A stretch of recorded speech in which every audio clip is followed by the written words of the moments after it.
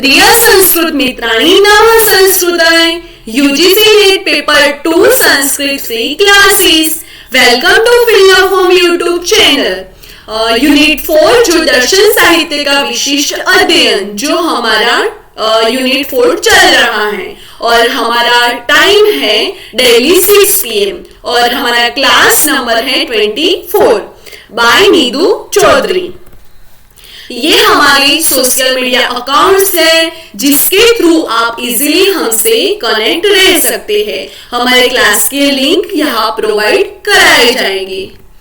ये हमारे fill up form application है जिसमें free notes, live classes, 5000 plus MCQ plus PYQ और फ्री बुक्स जो आपको इजीली रीड आउट करने मिल जाएंगी। और बहुत ही जल्द इसमें नया अपडेट आने वाला है जो आप सबके लिए बहुत ही हेल्पफुल होगा, जो हमारा मॉक टेस्ट है, जो आपकी प्रिपरेशंस को बहुत ही आगे करवाया जाएगा। ये हमारे क्लासेस का टाइमिंग है। 9 AM को जीके की, 11 AM को पेपर 1 की, 12 PM को हिंदी सेकेंड पेपर की, 1 PM को हिस्ट्री की, 3 PM को कॉमर्स की और 6 PM जो हमारी संस्कृत की। ये हमारे फिलर फॉर्म के JRF स्टूडेंट्स है जिन्होंने फर्स्ट ही बार में हमसे कनेक्ट रह के JRF को क्लियर किया है, तो ये सबको कॉन्ग्रेचुलेशंस। और आई होप आप सब भी अगली 2022 की एग्जाम में आपका भी क्लियर हो और आपका भी फोटोज यहाँ पे हम अपलोड कर पाए। ये हमारे टॉप 5 रेगुलर स्टूडेंट्स हैं जो आकृति ईश्वर जी हैं, श्रीवत्सा अर्चिका जी हैं, डॉक्टर अनुपमा मिश्रा जी हैं, राहुल जी हैं और ऑनलाइन संस्कृत है। आपका भी यहाँ पर नाम आ सकता है। जो आप रेगुलर स्टूडेंट हो तो कमेंट बॉक्स में अपना कमेंट करना ताकि मैं अगली क्लास में आपका भी नेम यहाँ पे अनाउंस कर पाऊं। यूनिट 4 दर्शन साहित्य का विशिष्ट अध्ययन, जिसमें हम सांख्यकारिका ईश्वर कृष्ण रचित जो थी वो हम देख रहे थे। उसमें सांख्यकारिका ईश्वर कृष्ण रचित में हमने सत्कार्यवाद के बारे में देखा था, पुरुष स्वरूप के बारे में देखा था, प्रकृति का स्वरूप के बारे में देखा था, सृष्टि क्रम के बारे में देखा था और आज हम प्रत्यय सर्ग और अपवर्ग, कैवल्य और मोक्ष के बारे में देखने वाले हैं। प्रत्यय सर्ग, प्रत्यय का अर्थ बुद्धि भी होता है। धर्म अधर्म, ज्ञान अज्ञान, वैराग्य अवैराग्य, ऐश्वर्य अनैश्वर्य इत्यादि जो बुद्धि के भाव है उनका एक दूसरे प्रकार से विपर्यय, अशक्ति, तुष्टि और सिद्धि इन 4 वर्गों में विभाजन हो जाता है। उस विपर्यय इत्यादि वर्गों वाले बौद्धिक स्तर के गुणों की विषमता के कारण एक दूसरे गुण के दल जाने से प्रत्येक स्तर के 50 भेद हो जाते हैं। एषः प्रत्यय सर्गो विपर्यय शक्ति तुष्टि सिद्धयाख्य गुण विषम्य विमर्दात तस्य च विभागस्तु 50। इसमें संशय का अज्ञान ही विपर्यय के नाम से जाना जाता है। जैसे कोई व्यक्ति किसी स्थाणु यानी ठूठ को देखता है और सोचता है कि यह ठूठ है या प्रेत है, इसी को विपर्यय के नाम से जाना जाता है। उसी स्थानों को ठीक प्रकार से देखने पर भी संदेह दूर नहीं होता, इसे आसक्ति कहते हैं। जब वह व्यक्ति उस स्थानों के बारे में न तो गहराई से जानने की भी कोशिश करता है और न ही स्वयं करता है तो उसे तुष्टि कहा जाता है। लेकिन जब पूर्ण रूप से निश्चय कर लेता है कि ठूठ है तो इसी को सिद्धि कहते हैं। इसमें विपर्य या अज्ञान के 5 भेद कारणों की विकलता से होने वाली अशक्ति 28 प्रकार की होती है। तुष्टि को 9 प्रकार की तथा सिद्धि के 8 भेद होते हैं। इस प्रकार प्रत्येक स्तर के 50 भेद होते हैं, जैसे कि आंध्य, बाधिल्य, आजिदत्व, मूकत्व, जड़त्व, कुष्ठील, पंगुत्व, कौण, क्लैव्य, उदावर्ण, मंदार यानी एकादशेन्द्रिय वद रूपा, असुर्वर्णा, अज्ञान मलिना, मनोज्ञा, अदृष्ट, अपरा, सुपरा, असुनेत्रा, वसुनाडिका, अनुत्मांबिस्तिका, तुष्टिन विधि रूपा, अप्रतार, असुतार, अतारतार, अरम्यक, असदामुदित, अप्रमोद, अमुदित, अमोदमाना, सिद्धि अष्टविध, तुष्टि 9, प्रकृति, उपादान, काल, भोग्य, पार, सुपरा, पारापार, अनुत्मांदु रूपा च पुनश्च सिद्धि अश्विदा, अणिमा, महिमा, गरिमा, लधिमा, प्राप्ति, प्राकाम्य, वशील, ईशिक रूपता। ये सब 50 तत्व हैं जो उसके भेद के प्रत्येक स्तर के भेद के होते हैं। ईश्वर कृष्ण ने सांख्य कारिका में भी कहा भी है, पंच विपर्य भेदा भवन्त्य शक्तिश्च करण वैकल्यार्थ अष्टाविंशति भेदा तुष्टि 9 अष्टदा सिद्धि। ये था प्रत्येक स्तर के बारे में हमने देखा। जो इसमें बताया गया है कि जो हमको याद है कि वो रज्जु और सर्प का जो भास होता है, जो स्थाणु नहीं होता फिर भी हमें ऐसा आभास होता है, ये सब इसमें आता है। इसके बाद है अपवर्ग, कैवल्य और मोक्ष। सांसारिक जीवन आध्यात्मिक, आदि भौतिक, आदि दैविक और आदि दैविक दुखों से भरा है। त्रिविध दुखों की अत्यंतिक निवृत्ति को सांख्य ने मोक्ष, मुक्ति, अपवर्ग, कैवल्य की संज्ञा दी है। यही परम पुरुषार्थ है, यही जीवन का चरम लक्ष्य है। मोक्ष में पुरुष अपने नित्य शुद्ध चैतन्य रूप में प्रकाशित रहता है। सांख्य ने मोक्ष में आनंद या सुख की स्थिति स्वीकार नहीं की है, क्योंकि प्रथम तो सुख दुख सापेक्ष में है एवं दूसरे सुख सत्व गुण का कार्य है और पुरुष स्वभावतः त्रिगुणातीत है। पुरुष विशुद्ध चैतन्य रूप होने से वस्तुतः नित्य युक्त है। वह परिणामी तथा बंधन मोक्ष रहित है। बुद्धि में प्रकाशित अपने प्रतिबिंब के साथ दाम्पत्य स्थापित कर लेने के कारण अंतःकरण अविच्छिन्न चैतन्य के रूप में अर्थात जीव के रूप में प्रतीत होने लगता है। बंधन इस जीव का होता है, शुद्ध पुरुष का नहीं। जब पुरुष को अपने शुद्ध स्वरूप का ज्ञान हो जाता है तब वह मुक्त हो जाता है, जो वस्तुतः वह सदा ही है।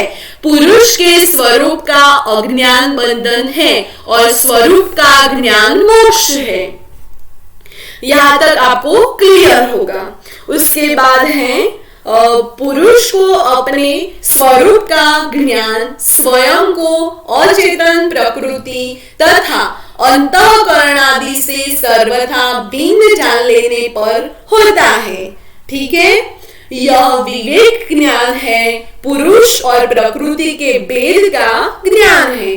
कर्म गुणों से संभव है, अतः कर्म से मोक्ष नहीं मिल सकता, क्योंकि मोक्ष नैतिक पुण्य है। शुभ कर्मों से धर्म से सर्वागादि और अशुभ कर्मों से अधर्म से नरक आदि की प्राप्ति होती है।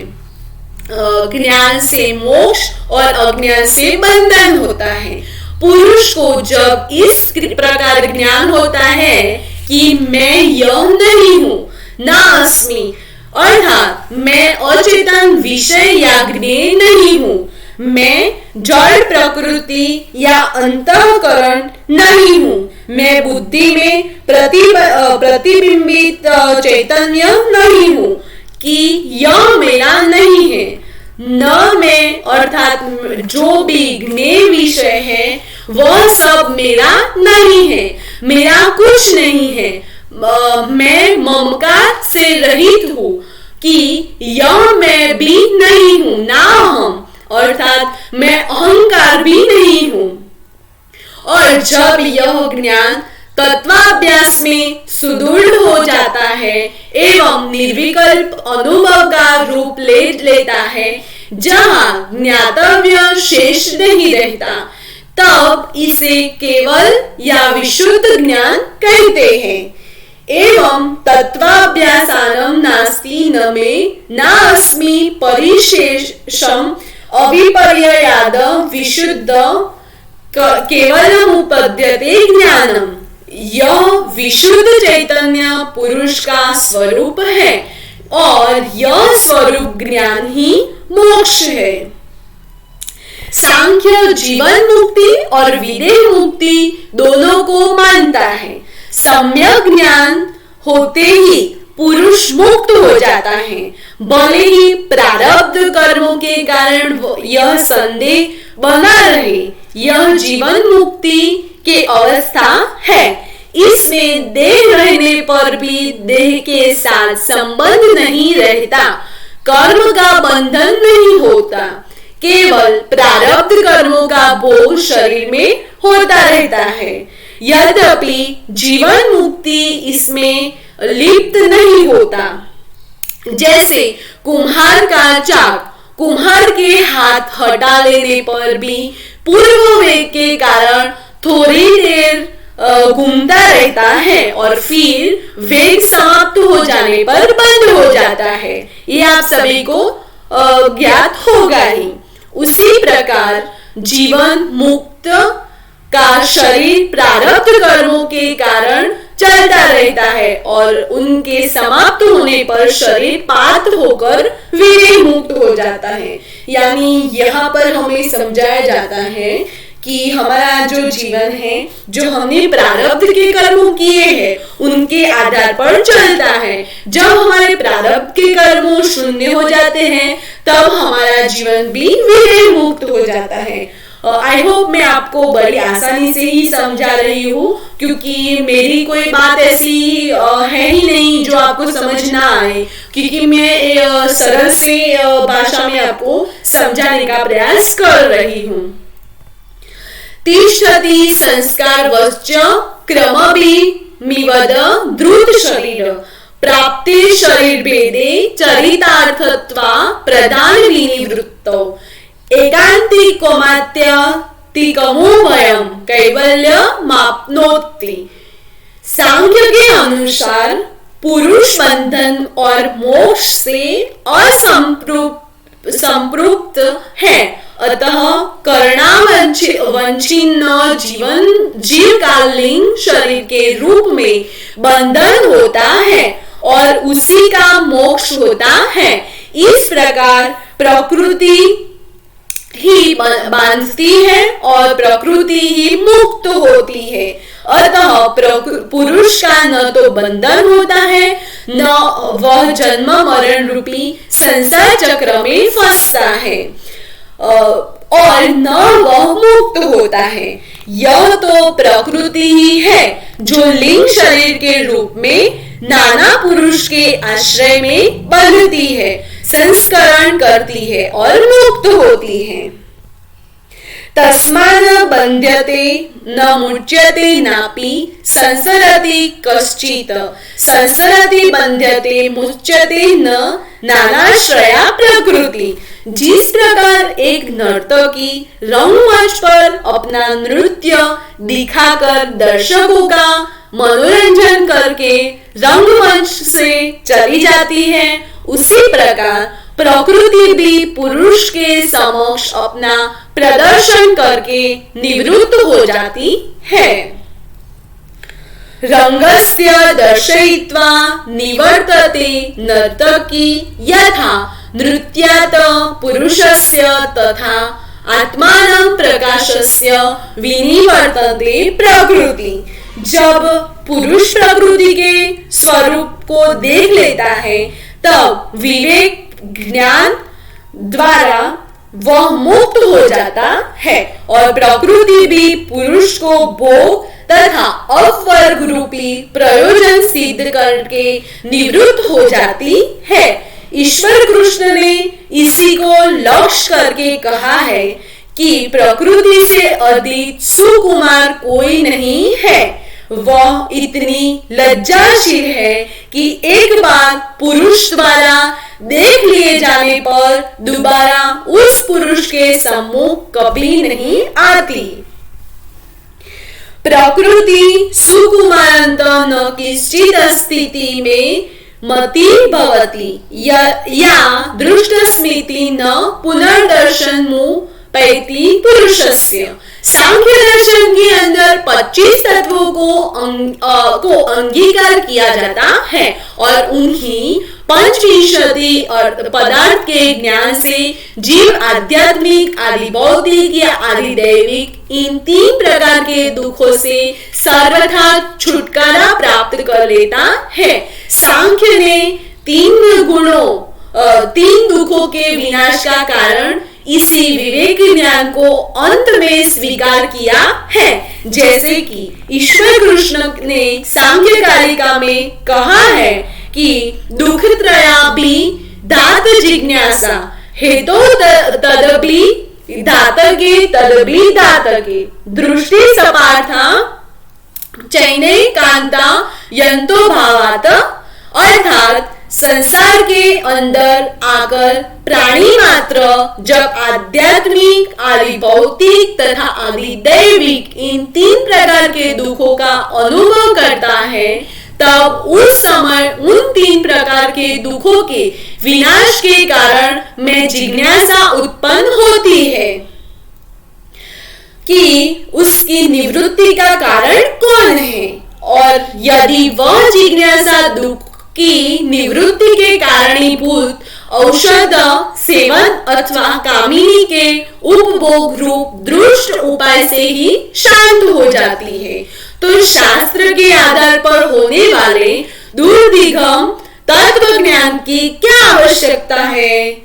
इसका उत्तर दिया कि पूर्वोक्त 3 प्रकार के दुखों की निवृत्ति दृष्ट उपाय से एकांतिक यानी आवश्यक रूप से तथा अत्यंतिक यानी फिर कभी भी दुख उत्पन्न न हो रूप से नहीं होती है। अतः इसकी निवृत्ति के लिए शास्त्र में होने वाला तत्व ज्ञान ही श्रेयस्कर है। इससे तो केवल दुख त्रय के विनाशकारिणी मूल वस्तुओं में जिज्ञासा का प्रदर्शन बतलाया।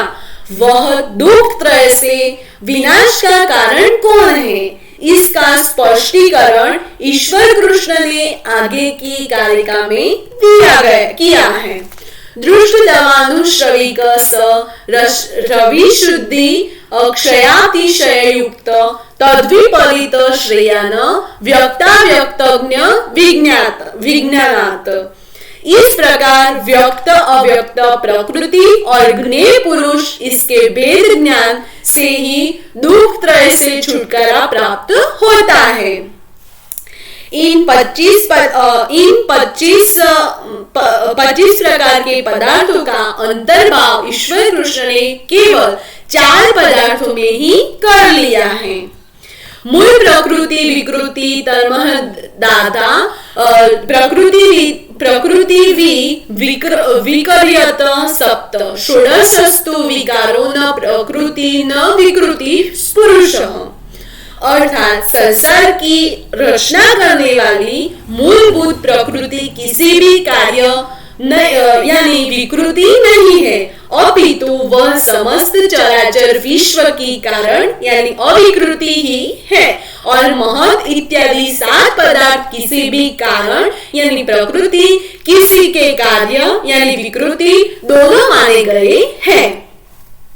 तथा 16 पदार्थ, 5 ज्ञानेन्द्रिय, 5 कर्मेंद्रिय, 5 महाभूत एवं 1 मन कार्य ही होते हैं, और पुरुष न किसी का कारण है और न किसी का कार्य है। वह एकमात्र पुष्कर कमल यानी पलाश पत्र के समान निर्लेप है, यानी उस पर कोई लेप नहीं किया जाता है, इसलिए वो निर्लेप है।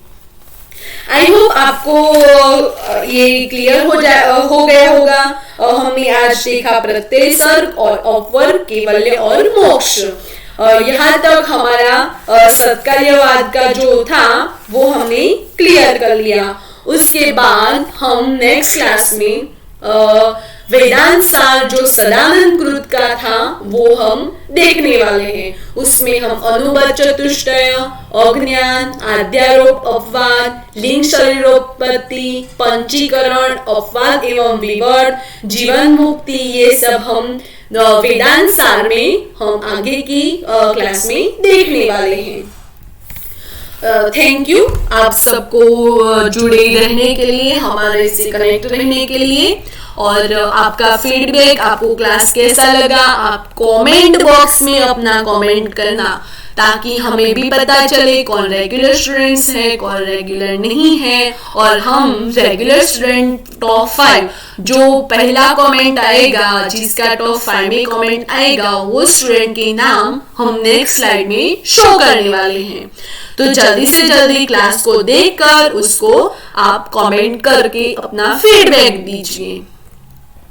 इसके बाद फॉर मोर इंफॉर्मेशन, जिसमें आपको ज्यादा इंफॉर्मेशन जो हमारे www.ugcnet.com हमारी ये वेबसाइट है, फिलर फॉर्म इंस्टाग्राम है, फिलर फॉर्म का जो फेसबुक है, मेल है, व्हाट्सएप है, सब फिलर फॉर्म की साइट्स है। आपको जहां भी ठीक लगे आप वैसे हमसे कनेक्ट रह सकते हैं। Thank you for watching this video. Have a nice day. Take care. Bye students!